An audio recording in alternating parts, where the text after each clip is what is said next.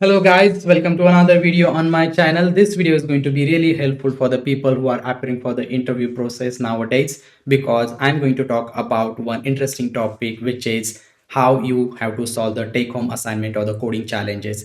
So having a coding challenges or the take-home assignment is a really common nowadays in the interview process. In this video, we are going to talk about like what are the things that you need to consider while approaching the coding assignment. What are the standards, practices you should follow, the problem statement you get, how you should approach it, how should be your way of thinking to tackle the solution. So we are going to talk about a lot of things to make your submission impressive, and that will increase your chances of getting shortlisted. I myself is appearing for a lot of interviews nowadays, and that's why I'm going to take a real example. It's not just some any random example I grab from the internet. It's a real example, a real problem statement I got from one company which I recently developed, I worked on, and which I submitted. So I'm going to take you through the take home assignment that I got from one company, and I'm going to explain you like how I solved it, how I approached it, and the why I wrote a code in the way that I wrote. And we'll deep dive into a lot of things, so don't worry about that. But before we start, I want to show you one interesting stats over here from my YouTube channel analytics, which says that around 97.6% of the viewers, you guys watching my content, doesn't consider subscribing to my channel. So I want to make a humble request to you guys. If in any way you find my content, my videos helpful, then please do consider subscribing to it. My channel is a really small scale channel, and I'm completely driven by the support and the encouragement I get from the community, from you guys. I don't get any financial benefits. So if you do really like my content, then please do consider subscribing to my channel, because your support, your motivation means a lot for me. So without any further ado, let's get started with our topic. Okay, so this is my code base, and don't worry about the code base because I'm going to link the GitHub repository in the description. You can go there and check. It will be available. So this is the entire code base I have. This is my like the final solution that I have. There are so many things we are going to touch. Actually, we are going to talk about a lot of technical things. So I would like to structure and plan it in a way that I can explain it effectively.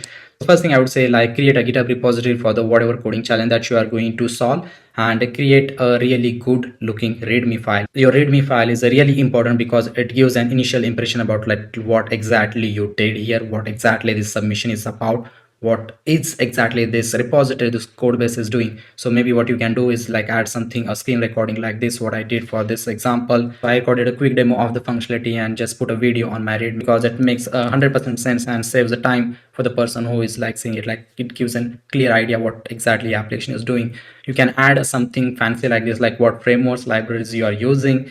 Then you have to write this thing. These things are very essential and mandatory, like how to install your application, how should be the installation of it.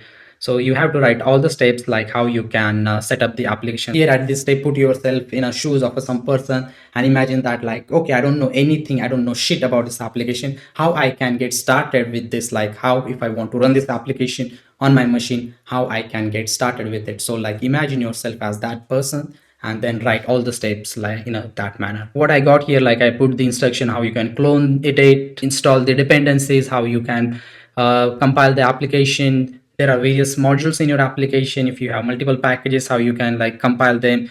I'm using the custom libraries. I developed my own custom libraries. That's what I was using, and that's why I give this step, like how one can compile the libraries, because my front end and the back end both depend on this library, and it need to be compiled and ready to use before we get started.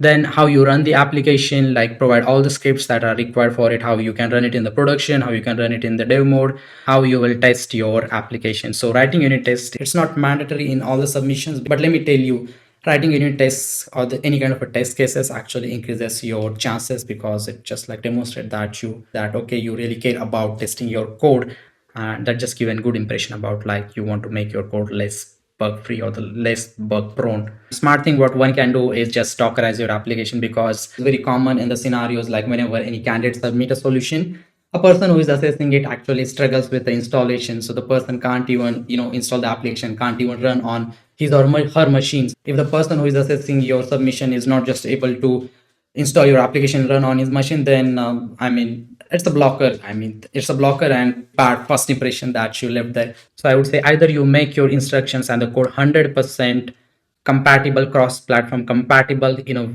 way that you can like write the scripts and it should be runnable with all the steps that you have written. That should be enough. Or the smart way would be like just dockerize it and then provide the instruction of like how you can run the Docker image. Docker is something that as a developer I would prefer, because Docker has this advantage that you can run the Docker image on any OS. It doesn't have that restriction, so you doesn't have to worry about like the person who is cloning, whether using a Windows, Linux, any distro of the Linux or the Mac. You don't have to worry about it if you have the Docker image. So having a Docker image of your entire application and providing instruction like how to run that is something that I really encourage for someone to do. Okay, now I'll take you through like what was the assignment that I really got. And the usual like the assignment that you get is not too descriptive. You just get like an overview of the what exactly a problem is. So it's very vague in most of the cases, very generalized in a simple language. So not in a detailed manner, like not technical details are provided, which framework to use, what language to use. You will not get those kind of details. Usually it's very high level.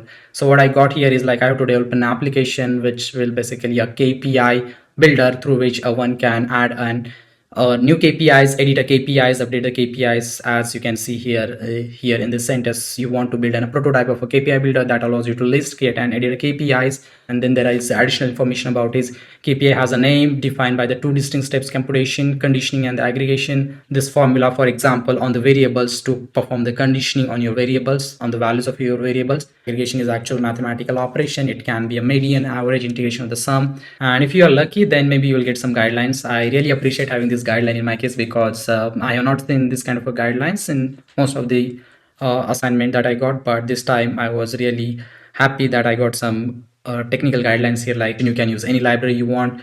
The user interface conception is completely up to you. Focus on the create, update flow. Don't expect to build the execution engine, and like there are some good really hints given from the technical front, so that I can focus on the core part of it and not do so many fancy stuff. Okay, so I'm going to take you through the project structure, various files of my code base, and going to talk on the few things that I feel are important for one to understand. So first thing I would say is to segregate your code base in a manner where you have the front end and the back end as a separate package, or at least separate directory, and you can like it should be a standalone package. It should be a standalone Node.js project, because modularity is something which is always good. One project should have one responsibility. So in my case, I created a KPI service, which is basically my backend, which is in the TypeScript Node.js, and the KPI builder, which is my front end. And I'm using a React here. If you want to make a decision about like what framework to choose, then I would say that do some research on the company and find out like what frameworks they are using and use that framework. So in my case, I find out that okay, React is something this company is using. That's why I decided to use the React for my front end and use the TypeScript and the Node.js for the back end, because this is something which is relevant to the company, and which is again a plus point if you want to make a good impression. So be smart.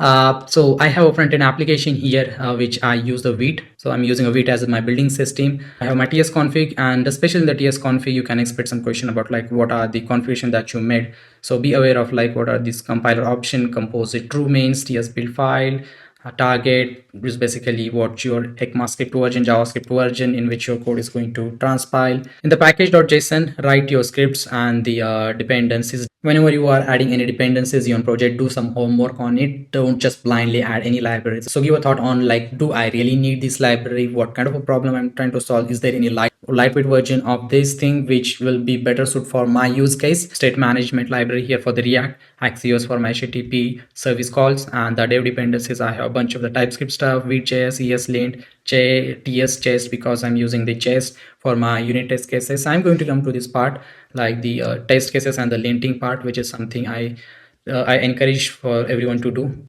Just to show you an example like how linting actually is helpful in writing a clean code, that if I do yarn lint, and then it will basically tell me that I have some problem here. The React is defined but never used. So in this file, I'm importing React, but it's not used actually. You can configure like what kind of a rule check you want to put. If you go to a TS-lint or the ES-lint, you will find a set of rules that are already pre-configured, like unused variables, unused imports, or like there are so many like a function should return values, a variable should have a type like that. And if you see my project structure, I have classified each of the files into folders. Here I have the components, I have the stores and the text. In the stores I have my state management stuff, and these store functions will actually get invoked and used by the components that I have.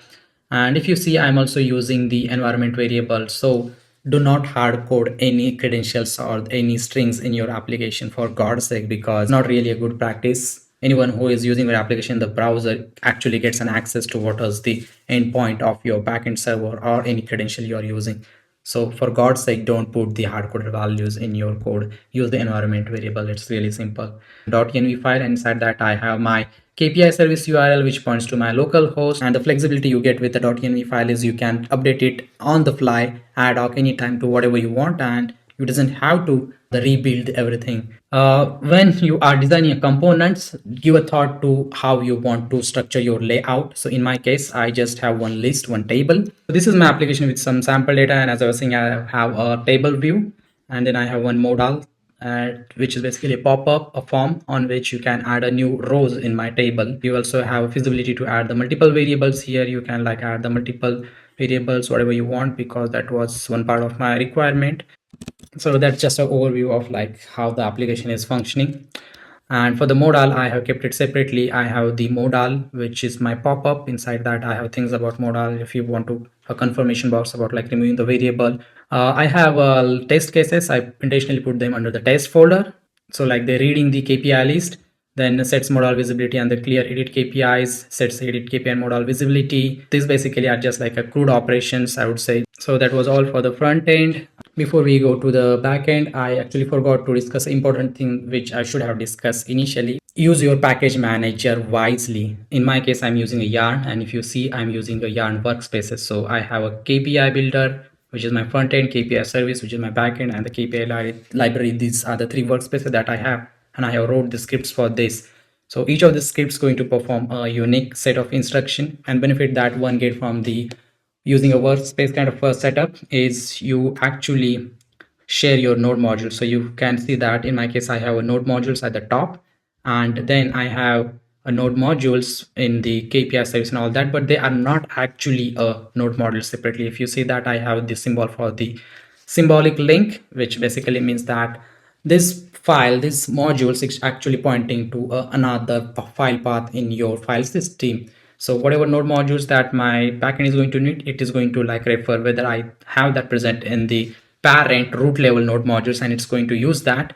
And if it is not present there, which is actually very rare case, sometimes you have sometimes you have some very specific packages that you need only for the backend. But usually the benefit of the workspaces is that you have to reuse the node modules. You don't want to make your application bloated with the node modules, a lot of files, which is horrible in terms of the space usage. In the backend, I again have the package.json. Inside that, I have a bunch of things. I think TS Node also uses a nodemon behind the scene internally, but I'm not confident about it.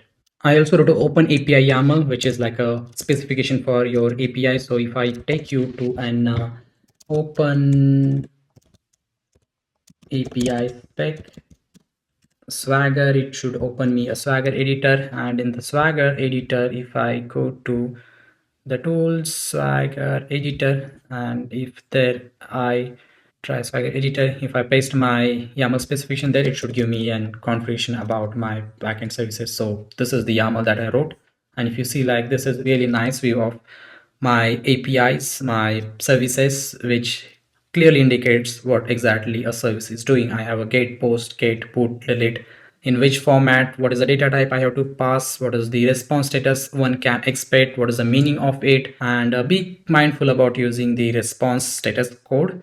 Like, just Google about what kind of information you want to return back, and there is always a status code which is matching to that requirement. For example, 204 is for the deleted, 404 for not existing, which is very common, 200, 500. You can have your schema also, which will give idea like what exactly are the things in your object. KPI is the object which has these things, and you can just like get to know further about it, like what is the exact type of it. Conditioning is the number type. Aggregation has further things into it. Median, average number, what is their data type. In my case, it was clearly mentioned that I don't need to implement a database. So you can see that we don't expect you to use a database. Storing the KPI definition in the memory or file is completely fine. That's why I have not used any database. But from my past example where I had a coding assignment, I had to use a database, even though it is not mentioned, but I would encourage you to use some kind of a database. And inside SRC, I have my actual routes and services. So if you see my structure, I have the routes is like a landing point to where my service is going to land, and from there I'm going to decide like which controller to call. So this is the common practice, like having routes, then having the controllers where you will have your business logic, like what exactly you are doing through.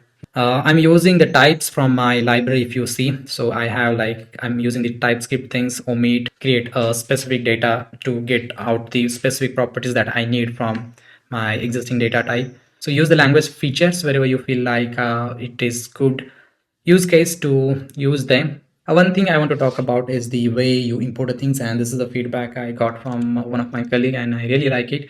Feedback that I got from one of my colleague developer, one of my senior colleague developer, is the way we import the dependencies in a file. It has to be like you libraries which are coming from the node modules, the actual dependencies. Then you import something which is present in your project or in your workspace. So maybe in the KPI controller, I'll import something which is present in my KPI service, which is same workspace. Then I would give priority later to a something which is in my project. So the first order goes to the importing of things from your dependencies, actual npm dependencies. Second goes to your workspace. Third goes to your project.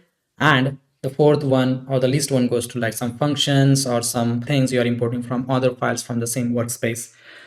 And if you see, I have the dist folder in both of my workspaces, in the backend and also in the front end here. So I'm just like compiling them and making them production ready artifacts, like whatever the artifacts which are required for running it in production. I'm just putting them in the dist. So I wrote my scripts in the package JSON accordingly, which will generate the build and put them in the dist folder. Now coming to the final part of it, libraries. So in the libraries, I wanted to keep a types, because usually when you're working with a front end and back end, because when you are working on a web application, you have the front end and back end, and most of the time the types that you are using are actually common for that. So in my case, building a KPI builder, KPI is an object or entity which is going to have the common set of properties, common set of variables inside it. The data types is going to be same. That's why it was a good decision for me to keep the type centrally in the library and then import the types through that library in my backend and the front end, because it makes my code more future proof. If I have to change the types in future, I'll just go to a library, change the type, just compile it, and then I will be good to import and use it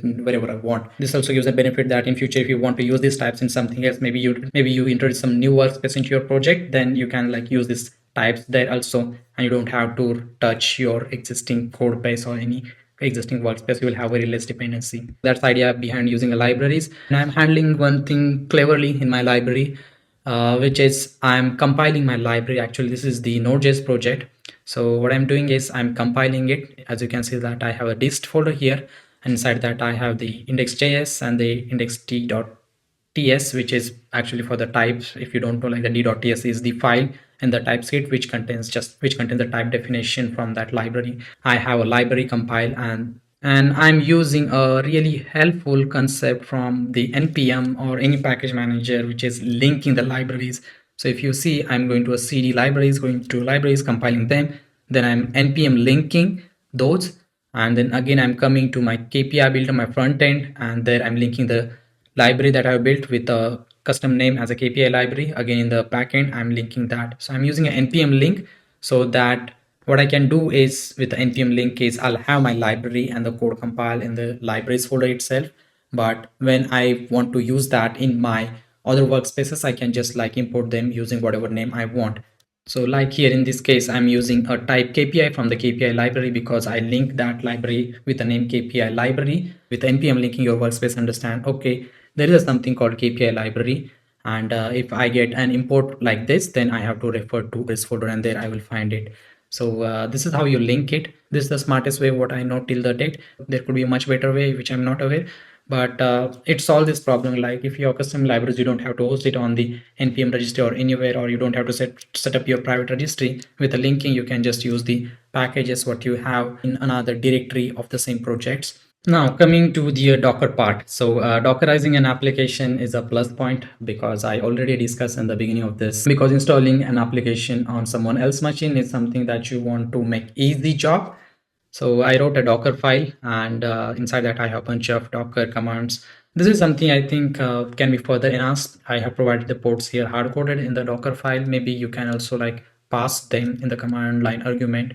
So similarly, like this, a node environment, what I have here, which is coming from the argument variable, which is coming from the command line argument variable. Having less hardcoded stuff in a Docker file is always encouraged. I also wanted to take away this complexity of running the Docker command. And that's why I built this small sh bash script in which I have the Docker build, because my Docker build command is actually a bit complex. It has a couple of argument variables and some flags provided. I don't want to list this lengthy command, complicated command in the instruction. So I just build this script, and what you have to do is just execute this script, docker build sh, pass just the bare minimum variables you need, and you'll be good to run it. And this is the open issue that I found in case of the yarn. I wanted to use an yarn link because this is something I feel is actually not good. In my package JSON, I'm using an npm link, which is again a contradictory here, because I'm using yarn as a package manager for all the stuff. Then why the heck I'm going for the pm just for the single thing, a linking? So that is something, because yarn link has a problem. I really spent good amount of time understanding and solving it, like why yarn link is not working, and at the end I gave it up because there was no sense in spending more time. Okay, so this was all it, and I guess I tried to cover the multiple things which I feel was important. If I have missed something or you want to know about, then feel free to comment in the comment section, ask me your questions, and I'll be more than happy to answer them. Again, just a reminder, the source code for all the things that I was showing is present on my GitHub repository, so just refer to a link of the GitHub repository down in the description and you will find that. And again, a humble request that no, this way, here, okay, now, no, this way, please do consider subscribing to my channel, because 97.6% of the people watch my videos doesn't consider subscribing to my channel. So please do consider subscribing to my channel if you find my content helpful. That encouragement, that support means a lot for me. And thank you for watching this video. Have a great time. Take care. Bye bye.